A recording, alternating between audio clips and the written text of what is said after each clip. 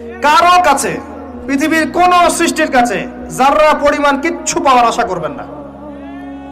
একটু আশা করবেন, আপনি কষ্ট পাবেন। কারো কাছে কোনো আশা করতে যায় না, শুধু আল্লাহর কাছে আশা করেন। সমস্ত কাজের প্রতিদান আল্লাহর কাছে চান, পরকালে আপনি সুখে থাকবেন ইনশাআল্লাহ। শেষ হাসি আপনি হাসবেন ইনশাআল্লাহ। এছাড়া আমি কোনো সলিউশন দেখি না ভাই। আমি কলিজা থেকে কথাগুলো বললাম আপনাকে, আর যে কথা কলিজা থেকে বের হয় সেই কথা আপনার কলিজার মধ্যে আঘাত করবে ইনশাআল্লাহ। সব কাজ শুধু আল্লাহর জন্য করেন, কেউ আপনার আপন না। আল্লাহ ছাড়া কেউ আপনার আপন নয়। আপনি ভুল করবেন যদি আপনি অন্য কাউকে আপন মনে করেন। আপনার পলিটিক্যাল লিডার, আপনার প্রশাসনের স্যার, আপনার পরিবারের স্ত্রী, আপনার সন্তান, হাবি হাবি যা যা আছে, যদি মনে করেন আমার আপনজন, আপনি ভুল করবেন। সবাই সবার স্বার্থ চেনে, সবাই সবার স্বার্থ চেনে। শুধু আল্লাহ আপনাকে নিঃস্বার্থভাবে ভালোবাসেন। আল্লাহ পাক স্বার্থ চান না। সারাটা জীবন পাপ করে থাকলেও একটা বার দাঁড়িয়ে খালি বলেন আল্লাহ আস্তাগফিরুল্লাহ ওয়া আতুবু ইলাইহি। মন থেকে বলেন আল্লাহ আমি ভুল করেছি, আল্লাহ আমাকে মাফ করে দাও। এক মুহূর্তের মধ্যে আল্লাহ পাক আপনার সমস্ত গুনাহগুলোকে নেকিতে পরিবর্তন করে দিবেন ইনশাআল্লাহ। আল্লাহ ছাড়া কেউ নাই আপন। আল্লাহর জন্য খালেস করে ফেলেন নিজেকে, তার দিনের জন্য চেষ্টা করেন। তার দিন আজকে অবহেলিত, তার দিন আজকে অপদস্থ। সারা বিশ্বের বুকে আজকে মুসলিমরা নির্যাতিত, নিপীড়িত। দিনকে এগিয়ে নেওয়ার জন্য কিছু করেন। আপনার ক্ষুদ্র ক্ষুদ্র প্রচেষ্টা ইনশাআল্লাহ আগামী দিন ইসলামের বড় বিজয় নিয়ে আসবে। দিনের জন্য খালাস করে ফেলেন নিজেকে। আপনার সময় আছে এখন, জ্ঞান অর্জন করেন, জ্ঞান অর্জন করেন, পড়াশোনা করেন, আলেম ওলামার কাছে গিয়ে ক্লাসিক্যাল বইগুলো পড়েন, প্রজেক্ট রেডি করেন, দাওয়াতি কাজ করেন, বই লিখেন, বক্তব্য দেন, দিনের জন্য করেন। আপনাকে আপনার দুনিয়া আল্লাহ গুছিয়ে দিবেন ইনশাআল্লাহ। দুনিয়া আল্লাহ গুছিয়ে দিবেন ইনশাআল্লাহ। আপনি দিনের জন্য খালাস করে ফেলেন নিজেকে, আল্লাহর দিনের হয়ে যান। এবং দুনিয়া যে কাজগুলো করবেন শুধু আল্লাহ সন্তুষ্টির জন্য করবেন, কারো কাছে কিচ্ছু পাওয়ার আশা করবেন না। দেখবেন ইনশাআল্লাহ আপনি সুখে থাকবেন।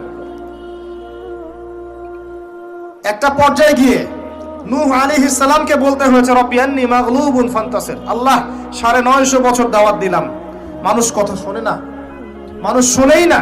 950 বছর দাওয়াত দিলাম, আল্লাহ আমার পরিবারের লোকও কথা শোনে না। আল্লাহ আমি পরাজিত, তুমি আমাকে সাহায্য করো। একটা পর্যায়ে গিয়ে লূত আলাইহিস সালামকেও তার স্ত্রী সন্তান ছেড়ে চলে যেতে হলো। একটা পর্যায়ে গিয়ে ইব্রাহিম আলাইহিস সালামকে তার বাবাকে ছেড়ে চলে যেতে হলো। একটা পর্যায়ে গিয়ে আসহাবুল কাহফকে সমাজ থেকে চলে যেতে হলো দূরে। একটা পর্যায়ে গিয়ে মুহাম্মদ সাল্লাল্লাহু আলাইহি ওয়াসাল্লামকে হিজরত করে চলে যেতে হলো, সাথে কেউ ছিল না। আল্লাহর জন্য ভালোবাসা, আল্লাহর জন্যই বিচ্ছেদ। ইতিহাস তাদেরকে ভুলে যায় নাই। তো একটা পর্যায়ে গিয়ে মানুষ যখন আর পারে না, তখন প্রয়োজনে একা আল্লাহকে নিয়ে থাকতে হয়। এটাই আল্লাহ পাকের মারিফতের সর্বোচ্চ লেভেল। আল্লাহকে নিয়ে থাকেন, ইনশাআল্লাহ আপনি ভালো থাকবেন।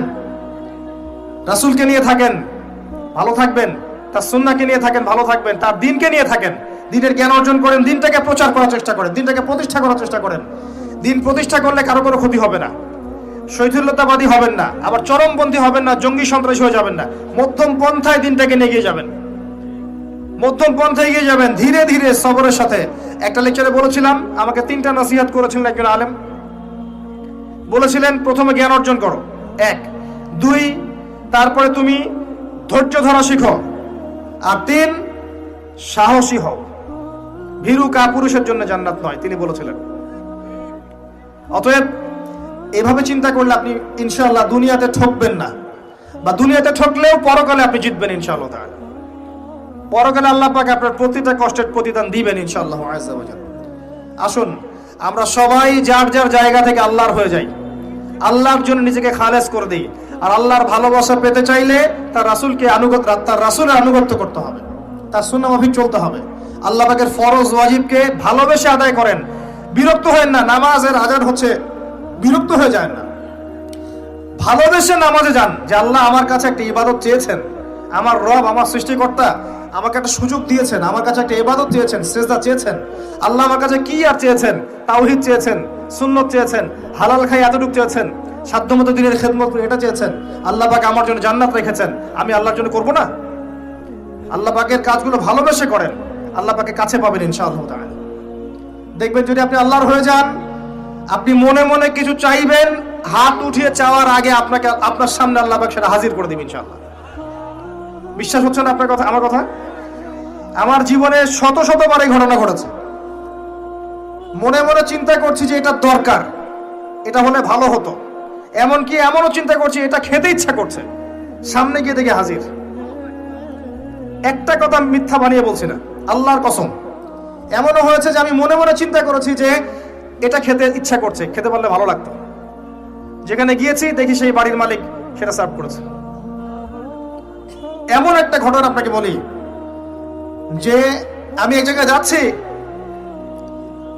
জিজ্ঞাসা করছি যে কি রান্না করছো, বলছে খিচুড়ি রান্না করছে। ঠিক আছে, খুব খুশি, খিচুড়ি খাবো বাসায় গিয়ে। কোনো একটা কারণে রাস্তায় আমার একটা বিপদ হলো। বিপদ হওয়ার পরে আমি বাসায় যেতে পারলাম না, কোনো একটা জায়গায় আমাকে থাকতে হলো অল্প সময়।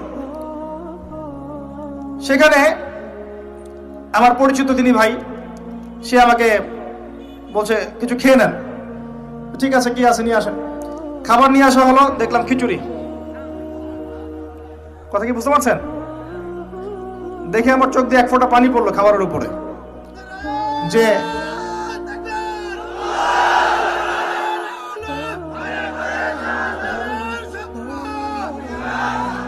দাঁড়ান, আল্লাহ পাক এতই কাছে, এতই কাছে। যদি আপনি আল্লাহর হয়ে যান, আল্লাহর জন্য খালেস করে ফেলেন নিজেকে, আপনি দেখবেন আপনি যা চাচ্ছেন আল্লাহ পাক আপনার মনের কথা শুনে নেবেন, আপনার সামনে হাজির করে দিবেন ইনশাআল্লাহ। কিচ্ছু ভাববেন না, আল্লাহকে ছাড়া কোনো দিকে ভাবার দরকার নাই। আল্লাহর দিন আজকে একটা চরম অবমাননাকর জায়গার মধ্যে আছে, আপনি বুঝতে পারছেন না। দুই চোখ দিয়ে দেখেন, সারা বিশ্বের প্রেক্ষাপটের সাথে মুসলিমদের অবস্থা মেলান, দেখবেন আমরা আর সে আগের জায়গায় নাই। আমাদের অবস্থা এখন ভালো নয়, প্রত্যেকটা দিক থেকেই ভালো নয়। ধর্মের ক্ষেত্রে নাই, ইকোনমিক্সে না, পলিটিক্সে না, জিও পলিটিক্সে না, সোশ্যালি না, সংস্কৃতিতে না, কোনো ক্ষেত্রেই নাই। আমরা সে আগের জায়গায় নাই এখন আর। এই জায়গায় রিগেইন করতে হলে আমাদেরকে বেসিক কাজগুলো করতে হবে। আবার নামাজি হতে হবে, আমাদেরকে আবার রোজা রাখতে হবে, আবার দিনের খেদমতের চেষ্টা করতে হবে, কোরআন শিখতে হবে, আবারও সুন্নায় ফিরে আসতে হবে। ইনশাআল্লাহ তাআলা দেখবেন আস্তে আস্তে আস্তে আস্তে এমন প্রজন্ম গড়ে উঠবে যারা ইসলামের পতাকা নিয়ে সামনে এগিয়ে যাবে ইনশাআল্লাহ। আসেন, আপনাকে আমি পারিবারিক বিষয়গুলো আর বেশি বলতে চাচ্ছি না আজকে। আর একদিন ইনশাআল্লাহ আমি টোটাল লেকচারটাই আদর্শ ইসলামিক পরিবার এবং সমকালীন ফিতনাগুলোর উপর দিব ইনশাআল্লাহ। সামনে যান, ফিতনা আপনার অর্থনীতির মধ্যেও আছে। খুব কম মানুষ আছে আমাদের এখানে যারা অর্থনৈতিক জীবনে হালাল খাচ্ছে, ম্যাক্সিমাম সুদ খাচ্ছে। অনেকেই ঘুষ খাচ্ছি আমরা, অনেকেই দুর্নীতি করছি, অনেকে ঠকবাজি করছি, অনেকে মানুষের হক নষ্ট করছি, করছি না? কারো রিজিকে যদি একটা টাকা এরকম হারাম চলে আসে, এই রিজিক দিয়ে আল্লাহর ইবাদত করলে ইবাদত কবুল হবে না। খুব সাবধান। নবীজি আগেই বলেছিলেন সাল্লাল্লাহু আলাইহি ওয়াসাল্লাম, যে সুদ খায়, যে সুদ দেয়, যে সাক্ষী থাকে, যে লিখে রাখে, সবাই সমান অপরাধী। দিব্যি আমরা খাচ্ছি। নবীজি বলেছিলেন সাল্লাল্লাহু আলাইহি ওয়াসাল্লাম, যেটা মায়ের সাথে জেনা করার মতো অপরাধ এবং আল্লাহ এবং তার রাসূলের সাথে যুদ্ধ করার মতো অপরাধ, দিব্যি আমরা খাচ্ছি, দিব্যি খাচ্ছি, পরোয়াই নাই কোনো। এক দিরহাম সুদ খেলে নবীজি বলেছেন সাল্লাল্লাহু আলাইহি ওয়াসাল্লাম 36 বার জেনার পাপ হয়, 36 বার। দিব্যি খাচ্ছি, কোনো পরোয়া নাই। তবে আলহামদুলিল্লাহ এখন এই কথাগুলো শুনে অনেক মানুষ সুদি কারবার থেকে সরে এসেছেন, আমি জানি। আমি দোয়া করি মন থেকে আল্লাহ পাক তাদেরকে বেহিসাব রিজিক দান করুন। রিজিকের মালিক কে ভাই? আমি যদি মনে করি যে আমি সুদি কারবার না ছাড়লে আমার রিজিক কমে যাবে, তাহলে আমি মনে করছি রিজিকের মালিক আমি নিজেই, তাই নয় কি? আল্লাহর উপর তাওয়াক্কুল করে ছেড়ে দিয়ে দেখেন, আল্লাহ পাক আপনার জন্য আসমান জমিনের বরকতের দরজা খুলে দেবেন ইনশাআল্লাহ। বিশ্বাস করছেন না আমার কথা? রিজিক কার হাতে? সমুদ্রের নিচে কোটি কোটি মাখলুক আছে, কে খাওয়ায়? এই জমিনের উপরে কোটি কোটি কীটপতঙ্গ আছে, কে খাওয়ায়? আপনি কি 10টা হাতির দায়িত্ব নিতে পারবেন? এই শত শত হাতিকে কে খাওয়ায়? গবাদি পশুকে কে খাওয়ায়? জীবজন্তুকে কে খাওয়ায়? এই পৃথিবীতে কোনো মানুষ না খেয়ে মারা যেত না যদি তারা আল্লাহর বিধান অনুযায়ী অর্থনৈতিক জীবন পরিচালিত করত। যদি ওরা সুদ না খেত, সুদ খাওয়ার পর রিজিক কমে গেছে, আর তারা যদি যাকাতটা ঠিক মতো দিত, তাহলে দেখতেন দারিদ্রতা বলে কিছু থাকতো না। ধনী গরিব থাকতো, কিন্তু সবাই একটা সাম্যাবস্থায় থাকতো, কেউ একেবারে নিষ্পেষিত হতো না। কারণ যাকাত এবং ব্যবসার মধ্য দিয়ে টাকা পয়সা ঘুরতে থাকে, এক হাত থেকে আরেক হাতে যেতে থাকে। আর রিবার মধ্য দিয়ে টাকা পয়সা এক শ্রেণীর মানুষের হাতে চলে যায়, ধনীদের হাতে চলে যায়, আর গরিবরা আস্তে আস্তে দারিদ্রতার অতল তলে যেতে থাকে। আপনার অর্থনৈতিক জীবন ঠিক নাই, দেখবেন এখানে ফিতনার শেষ নাই।